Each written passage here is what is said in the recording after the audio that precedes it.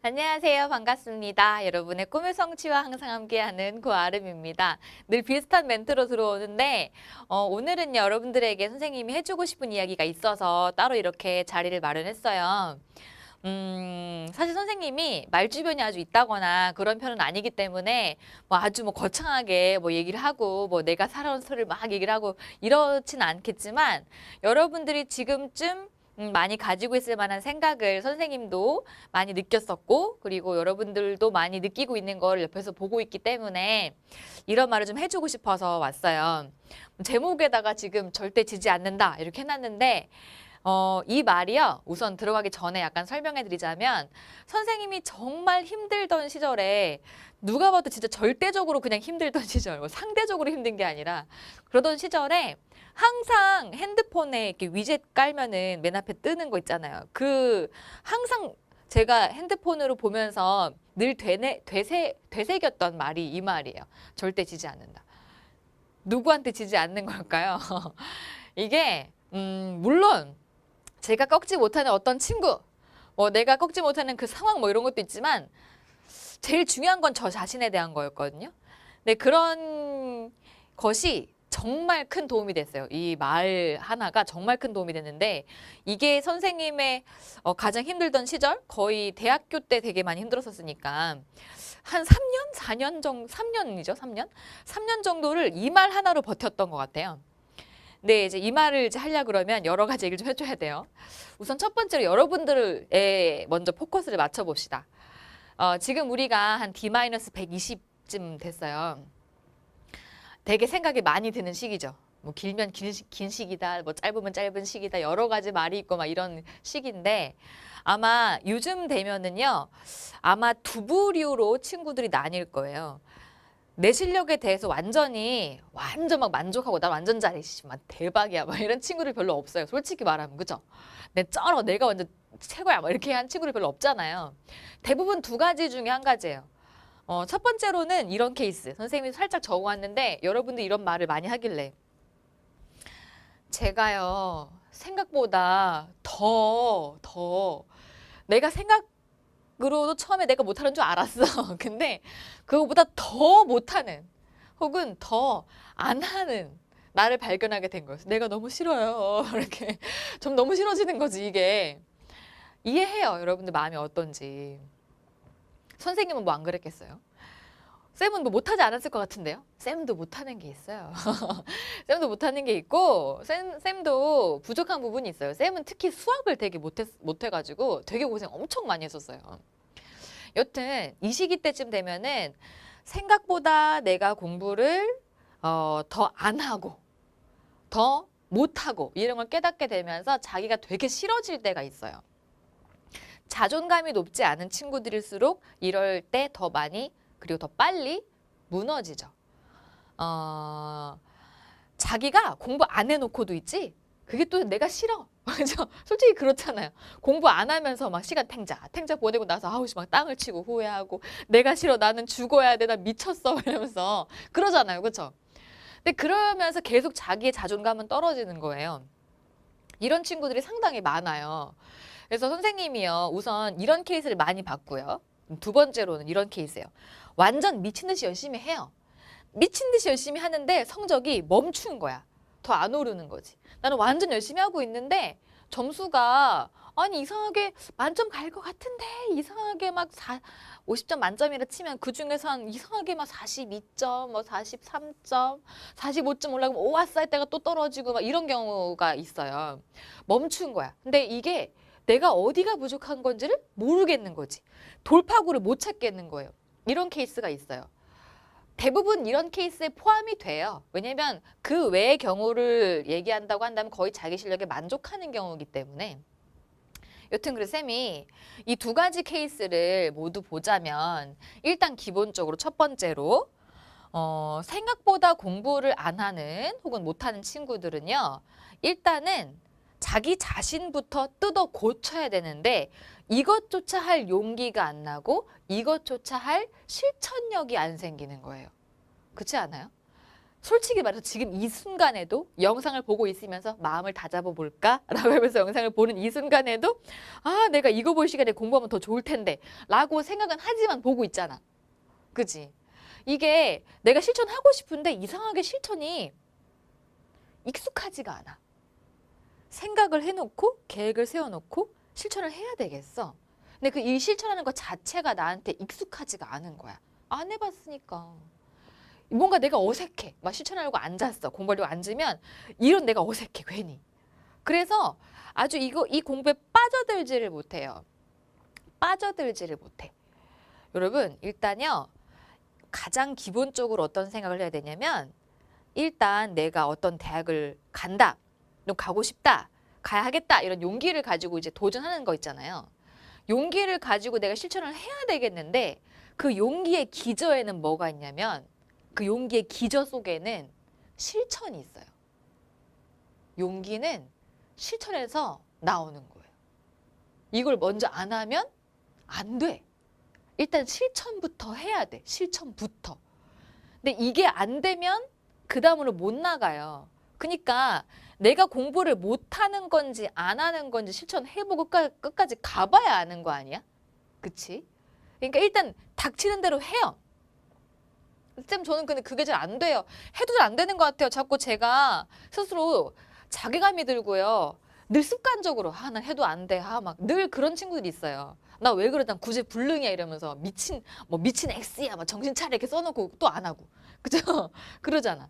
근데 그럴 때 어떻게 하면 되냐면요. 이렇게 하면 돼요. 나는 미쳤어. 정신 차려야 돼. 난 돌았어. 이런 말을 쓰는 게 아니라 그런 나를 최대한 안 보려고 노력하면서 실천하는 거예요. 그런 나를 보려고 하지 마. 그런 나는 없는 거야. 그런 내가 없는 거야. 뭐 미친 X, 뭐 정신 차려 이 또라이야 이러면서 써놓잖아요. 그죠? 병신아 이러면서 써놓잖아. 그런 말을 자꾸 하지 말고 그런 나를 안 보려고 해. 난 그런 나는 없던 거야. 처음부터 없던 거야 나는. 난 그런 사람이 아니었던 거야. 자꾸 나의 단점을 가진 그 나를 보려고 하지 말고 그렇지 않은 나를 자꾸 내가 꺼내려고 해. 그래야 이게 실천이 되는 거예요. 알겠죠? 그런 난 없던 거야. 나 병신 같은 애? 그런 애 아니었어. 난 처음부터. 그런 마음으로 실천하세요. 최대한 보지 않으려고 해야 돼. 그러면서 그렇지 않은 나만 내가 자꾸 봐야 돼요. 알겠죠? 자, 그리고 성적이 멈췄다. 이런 경우는요. 여러분들 돌파구 어딘가 있어요. 내가 점수가 50점 만점에 42점, 45점으로 왔다 갔다 해. 그건 내가 어딘가가 부족하다는 뜻이야. 근데 쌤 저는요. 어디가 부족한지 모르겠어요. 모의고사 풀잖아요. 그러면 골고루 다 틀려요. 그럼 너의 문제풀이 실력에 문제가 있는 거야. 문제를 꼼꼼히 봐야지. 그치? 어디엔가 내가 국어 능력이 부족해서 자료 파악이 안 됐거나 아니면 선지 분석 자체가 듬성듬성 어딘가 다 구멍이 있는 거야. 그럼 그걸 다 메워야지 어떡할 건데. 쌤 저는요. 애들 대부분 다 막 6단원까지 있으면 그중에 5단원이 어렵다거나 4가 어렵다거나 이런 식으로 어디가 어려운 약점이 있잖아요. 저는 그런 게 없고요. 다 어렵고요. 공부 다 했는데 중간중간 꼭 이상한 데서 약점이 아닌 것 같아서 약점이 나와요. 그게 네 약점인 거야. 그럼 어떻게 해야 돼요? 내가 이제까지 공부를 할 때 개념 파트를 제대로 안 한 거야. 개념을 듬성듬성 들은 거지. 그냥 거기 부분을 다시 한번 내가 꼼꼼하게 봐야 돼요. 쌤, 저 개념 다시 듣는 거 너무 지겹고 힘든데요. 그거 어떡할 건데? 지겨우면 안 할 거야? 해야지. 그죠? 지금요. 내가 정체가 된 이유는 있어. 그 이유가 있어. 어딘가 있어. 그래서 이거를 찾아야 돼요. 모의고사를 봤어요. 여기만 자꾸 틀린다. 그러면 그나마 다행이에요. 거기만 메꾸면 되잖아. 근데 그게 아니다 그러면요. 전체적으로 쭉 한번 봐주는 게 필요해요. 성적이 정체된 친구들은요. 그 정체가 되는 그 양만큼의 노력을 해야 돼요. 알겠죠? 그나마 지금 이 케이스보단 낫지 않아? 그치? 그러니까 지금 최대한 노력을 해야 돼요. 자, 그런데 이 둘의 케이스 모두 다 실력을 봅시다. 여기서. 이게 지금 1번이 이런 경우야. 완성된 실력이 이만큼이다 그러면 내가 1번이야. 혹은 2번이야. 실력이 이만큼 올라와 있어요. 이런 경우에 둘 다 멘탈 자체가 흔들리면 여기에서 실력 상승이 이루어지지 못하면 어떻게 되는지를 설명해 드릴게요. 이제는. 일단 첫 번째 아까 쌤이 이런 경우든 해결책이 있다 그랬죠. 첫 번째 이런 경우는 자괴감이 드는 나를 보려고 하면 안 돼. 그런 나를 자꾸 보지 말려고 해야 돼요. 나는 그런 애가 아니었다고. 난 처음부터 이런 애가 아니었던 거야. 알았지? 난 잘하는 친구야. 잘하는 나를 자꾸 끌어올려야 돼. 알겠지? 두 번째, 멈췄다? 그러면 찾아야지. 그지? 찾아야 돼. 근데 이게 안 될 때 그때 또 힘들어져. 할 만큼 했는데 안 되는 거야. 그러면요. 자기 자신감에 대한 믿음이 무너지면서 멘탈이 흔들릴 때가 있어요. 이럴 때 슬럼프가 오지. 그지? 이럴 때 슬럼프가 오는데 이 슬럼프를 내가 이겨내지 못하잖아요. 그럼 어떤 문제가 생기냐. 여러분들이 지금 공부를 하는 과정에서 내 실력이 이만큼이다. 네, 조금씩 노력을 해요. 그럼 내 실력을 이만큼 쌓고 이만큼 쌓는 거야. 물론 나의 실력 완성은 이만큼이 돼야 되지만 어쨌든 차분히 올려가는 거지 뭐. 어떤 사람이 이렇게 올라갈 수 있어요? 못해요. 그러니까 차분히 하나씩 올라가는 거지. 이렇게 하나씩 쌓는 거예요. 이 친구도 마찬가지야. 좀 더디지만 지금 내가 정체기를 겪는 이유가 있거든. 아마 이 친구는 올라가는 게 좀 시간이 더딜 거예요. 웬만큼 올라왔기 때문에. 그러면 더 노력해서 결국 이만큼을 올려야 돼. 근데 이게요. 안 되잖아요. 자기 자신에 대한 믿음이 사라지고 슬럼프에 빠지게 되잖아요. 그러면 슬럼프에 빠지게 되면서부터 복습을 안 하고 자기 수업 패턴이 무너지면서 자기 공부량도 무너지게 돼 있어요. 내가 수능 시험장에 갔어요. 정말 비극적인 이야기지만 이럴 수 있어요. 여러분이 난 이만큼 실력을 만들어야 되는데 못했어. 남은 기간 동안에 나는 이만큼까지밖에 못한 거야. 나는 이만큼밖에 못한 거야. 그럼 이거라도 점수를 내야지. 그죠? 그래야 대학을 가지. 이 점수로 갈 거야? 이 점수로 가야지. 그지? 근데 가야 되는데 이 점수까지 올라왔어요. 근데 그 올라간 거를 내가 유지하지 못하는 경우가 있어요. 나의 멘탈이 흔들리고 나에 대한 자신감이 없고 내가 싫어질 경우에. 그럴 때는 이게 흔들려요. 내가 점수를 이만큼 만들었는데 나는 공부한 거 없어. 나 그동안 진짜 아무것도 못한 것 같아. 저 친구는 점수 겁나 많이 올랐는데 난 그동안 뭐 한 거지? 나 진짜 바본가 봐. 이러면서 자기 스스로에 대해서 자꾸 안 좋은 마음을 가지잖아요. 그러면 그것 때문에 나올 실력이 오히려 안 나와버려요. 난 이미 이만큼 쌓았거든? 근데 나 진짜 아무것도 한 거 없는 것 같아. 나 그동안 뭐 했지? 나 한심한가 진짜. 나 뭐지? 이런 생각하면 이게 안 나와. 수능 시험장 가면. 무너진다니까. 무너져요. 시험장 가면 나올 것도 안 나와요. 내 이만큼 올려놨잖아. 근데 이게 무너지게 되면 수능이라고 하는 건 사고력 싸움이고 이건 결국은 심리전도 아주 많이 가미가 되는 건데 심리전에서 뒤지면 그러면 점수 안 나와요. 알겠죠? 일단 기본적으로 자신감을 가지고 있어야 됩니다. 자신감을. 알겠죠? 여러분들 꼭 자신감을 가지고 있어야 돼요. 선생님은 특히 쌤 수강생한테는 이렇게 계속 말을 해줘요. 얘들아, 선생님은 너희들한테 다 가르쳤어.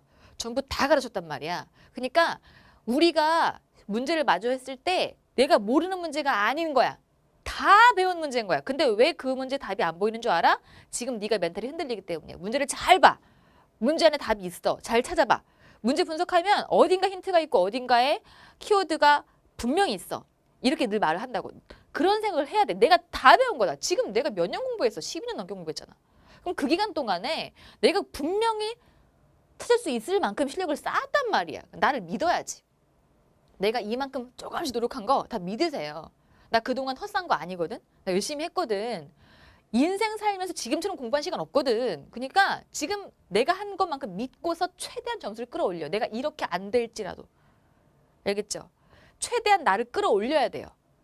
자, 그러면 이렇게 내가 막 심리적으로 힘들고 난 내가 너무 싫고 막 뭔지 뭐 해결책을 못 찾겠고 막 그럴 때 이런 마음을 가지세요. 절대 지지 않는다. 쌤이 이 말을 정말 아까도 처음에도 말했었지만 내내 핸드폰에 들고 다니면서 늘 봤어요. 절대 지지 않아. 절대 지지 않아. 절대 지지 않아. 친구들이 물어봐요. 너 누구한테 안 주려고? 물으면 얘기 안 해요. 그냥 민망하니까 얘기 안 해. 그냥 나 혼자만 알고 있는 거야. 누구한테 지지 않는 건 줄 알아요? 나한테 지지 않는 거예요. 나의 이제까지 내가 가졌던 단점 안 보려고 해요. 최대한 보지 않아. 그리고 내가 돌파구를 못 찾겠어?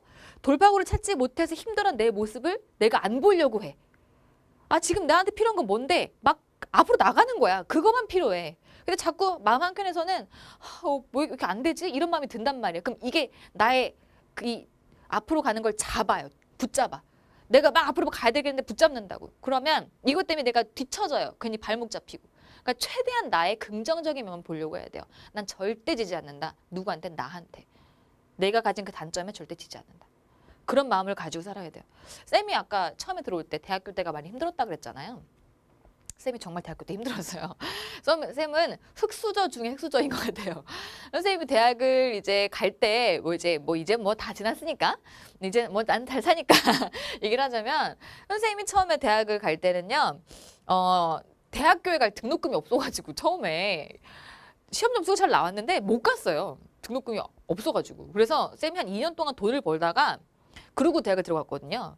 대학에 들어가서 또 그 다음에도 어떻게 했냐면 학비도 내가 벌어야 되고 장학금도 이제 타야 되겠고 생활비도 벌어야 돼가지고 그 왜 자취하면 월세 같은 거 들어가잖아요. 월세 집에서 안 줬어. 그래서 쌤이 다 내야 돼가지고 월세도 내가 벌고 과외도 엄청 했겠죠, 그죠? 그리고 이제 장학금도 타야 되니까 공부도 열심히 해야 되고. 그래서 사실 대학교 때가 인생 살면서 가장 바쁘고 가장 힘들었던 것 같아요. 그런데도 그 와중에도 이 마음을 가지니까 되더라고요. 쌤이 그래서 결국은 조기 졸업했어요. 수석으로. 짱이죠, 그죠? 엄청 열심히 살았어요. 근데 그렇게 살면서 이런 마음을 가지면서 독하게 살아오다 보니까 될 건 다 되더라고요. 그러니까 마음을 자기의 안 좋은 면은 누구나 다 가지고 있어요. 쌤도 단점이 없겠어요. 당연히 단점이 있죠. 근데 그런 것들을 최대한 보지 않으려고 나의 장점만 끄집어내려고 이렇게 노력을 하면 되게 돼 있어요. 알겠죠?